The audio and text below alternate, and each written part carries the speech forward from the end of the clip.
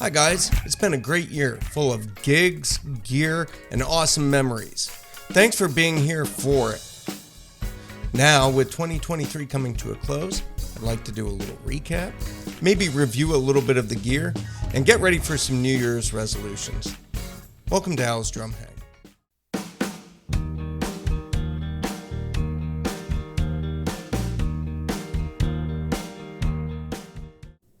Before I continue, I just want to say thank you so much for all your likes, your views, your comments, your subscribes. Thank you for being an awesome community. This has been a great first year, and I can't wait to show you what we've got in store for 2024.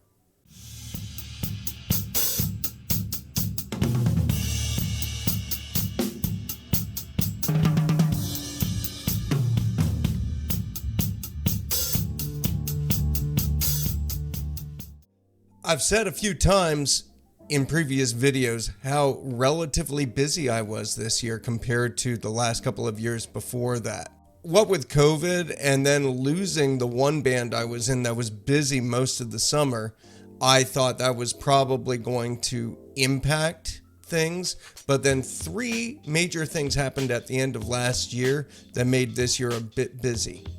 First, I joined not one but two additional bands. Even though the one band didn't last throughout the entire year, I was rehearsing and writing music with them a lot, and that led to a lot of actually playing music and traveling to play music, even though I wasn't gigging with them that much. Second, the other band I joined is a really busy cover band, and so we spent the entire summer doing winery gigs and things like that in the resort town a little bit north of here.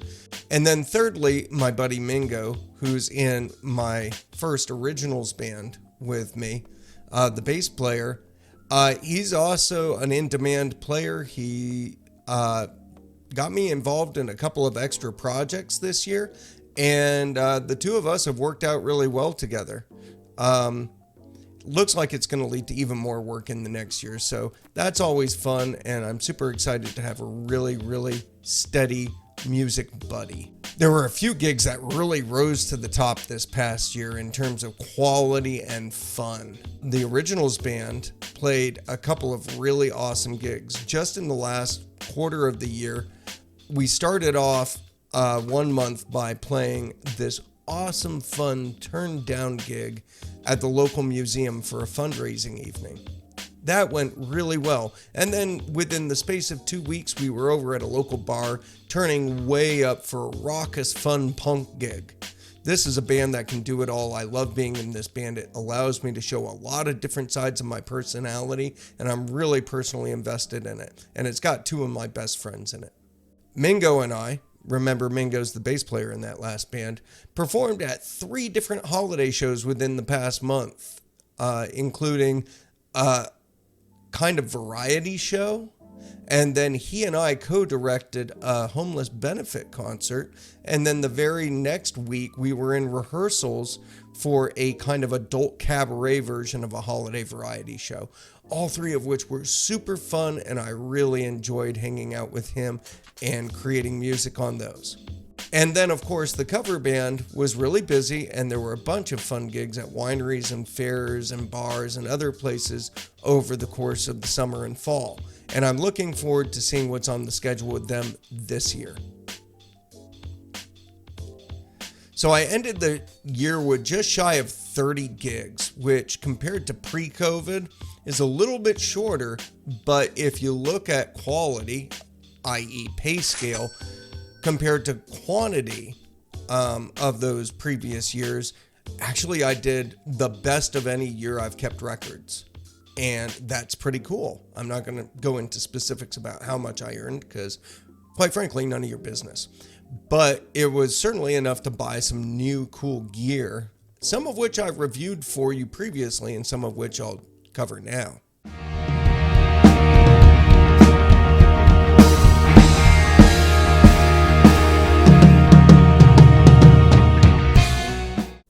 Most recently, of course, I picked up those Scorpion drumsticks. Now, it's been a few weeks since I did that review. Scorpion has been in touch with me about the review, which they really liked, and they pushed really hard on their social media channels. And I really appreciated the extra boost that gave, and they're just really nice people. I really like the sticks still. I'm still playing them primary. They feel great. I'm probably going to buy some in the new year. Maybe I'll even spring for a brick of signature sticks with Al's drum hang on them. That would be really cool. And there's talk of doing other things with them in the future, so watch this space. That might be fun too. After most of the gigs for this year were done, I realized that my gear for live performance needed a little bit of an oomph. I needed a better mixer for doing drum sub mixes, and also just to take around for recording. And so I went ahead and splurged on this PreSonus Studio Live AR12C mixer console. And it's a really, really nice mixer. It records beautifully. I got it for a really great price at a place called Perfect Circuit. The channels are really clean. It's got a great FX bank that you can use and tweak. 2 buses, you can send different mixes to front of house and monitors and in-ears and recording. And it's got all the power I could use live. It's got Bluetooth. I just really, really like it. And like I said, I got a fantastic price on it. It was an atypically slow year for cymbals for me. Usually I'm buying several cymbals over the course of a year because I just love cymbals. This year, I think I only bought one, but it was really, really nice. I used some of that gig money during the summer and splurged on a Bosphorus Traditional Series dark hi-hat top cymbal. I didn't buy an entire set of hi-hat cymbals because I really love the A Master Sound, the A Custom Master Sound bottom cymbal that I have, and I wanted to pair it with something a little bit darker and thinner up top just to see what that would sound like, kind of a modern take on the KZ hi-hat pairs, and I really love it. It does darken and warm up the sound a little bit, but the A Custom Master Sound still gives it a lot of bite and sharpness underneath. So this is pretty much the hi-hat pair I'm using for everything right now. Really love it. I've left a link for the total Bosphorus Traditional Series hi-hats down below, but I just bought a top hat off of Reverb for a very reasonable sum. Also, I finally dipped my toe into the big fat snare drum line. I bought a Donut XL, which I've been using on the snare that came with my Superstar Classics, and I really, really enjoy it for that. If you turn the drum down low and then put one of these on it, it sounds really big and thuddy. It's really nice to use as a side snare, but I also used it during the summer with that cover band just to change out snare sounds on the fly. I could go from a very ringy, open, higher pitch sound to something that was a little lower pitched and thuddy just by throwing this thing on there, which was great. It makes one snare drum sound like several. So I really recommend, if you don't have something by Big Fat Snare Drum in your arsenal, this is a great one. Not only does it change the drum sound a lot, but because it's a donut, you don't lose the stick feel in the middle, and it doesn't feel like you're hitting a piece of plastic. Obviously, the big gear news for me this year was the Tama Superstar Classics that I picked up, barely used, for a great deal. And one of the things that I changed up when I got those was I decided that I better be getting some bags to go with them to protect that investment. Now, I had a bass drum bag that happened to fit the bass drum, and I was surprised about that. But tom bags were going to run me a couple $100, and that was pretty daunting until I found this multi-tom bag by Protec. And for a reasonable price, again, under $200 most times.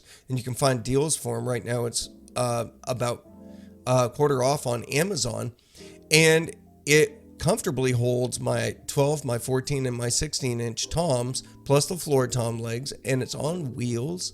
And it's got internal baffles so the drums don't bump around. It keeps them packed nice and tight.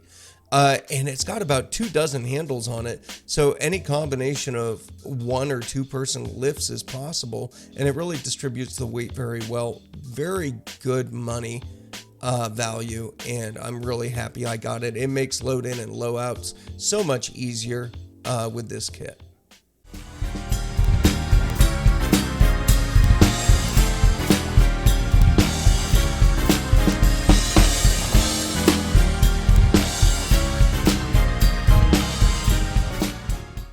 No, I'm not really too much of one for New Year's resolutions. I figure if you're going to start something or improve something, just do it anytime during the year that you feel the need to start or improve something.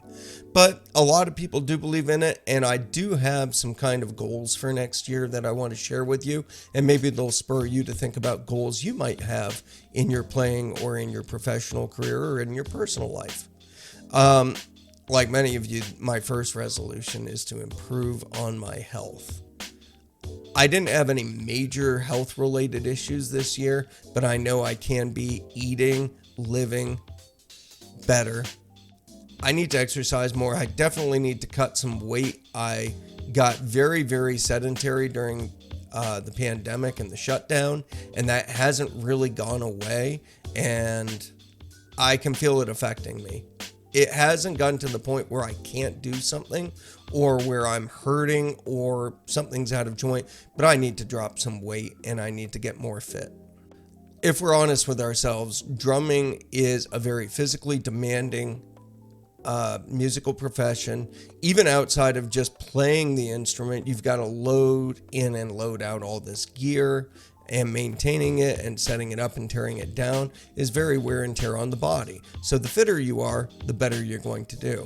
We've got to take care of these flesh and blood machines we're piloting through life. We've got to maintain them. We've got to make sure we give them the right fuel. We've got to rest them when they need rest. If we don't take care with them, they break down. And I'll be honest, I've had a lot of chronic issues over the past many years: back pain, sleep disorders, headaches, all sorts of things. And so as I'm getting busier and busier, I know I've got to take better and better care of my body because it's just going to get older and older as time goes on. One of my ongoing struggles has been lacking a good practice space for myself. It just hasn't been reasonable to set up drums here in my house, in my garage, anywhere, partially for noise and partially because I don't have a place that's really climate controlled. So most of my playing's at band rehearsals and gigs. I rarely have the time to sit down and improve my playing or work on things outside of those things. So I've set over to my left, your right, next to where you can see the mixer in the edge of the video. I've set up my Yamaha multi-pads and just kind of got things set up there so at least I can drum along to things or practice stickings. It's quiet enough, even if the dog's in here lying in her bed, she doesn't get upset about it. My wife is definitely happier, and I figure I'll load stick control and syncopation and some of the other books I used to study when I was a kid onto a tablet. I've got a little tablet holder over there, and that's going to be something I can be working on even when I don't have my drums set up for reels. But along those same lines, I'm looking at something bigger and exciting. It's going to be touch and go for the first few months of 2024 because I still don't have a steady place to rehearse. I still don't have a set space to do video and not the right equipment. So I'm actually looking at a solution for that, a long-term solution. And when I do, and I finally get to do that reveal video, it's going to be super exciting, and just keep your fingers crossed on that front. I can't go into too many specifics right now, mostly because I don't have any, but I'm really looking forward to sharing that with you when it happens this year. Well, that's it. A quick recap of the year, some gear review, my favorite gear of the year, and of course some New Year's resolutions. So how were your gigs this year? What gear did you buy this year that you really loved? What are your New Year's resolutions and goals? for 2024? Drop them in the comments. Let me know. I'm really anxious to hear from you. So thanks so much for everything you've done this year to support this channel. I super appreciate it. Make sure you like, you subscribe, enable your notifications, and I will see you in 2024. Take care.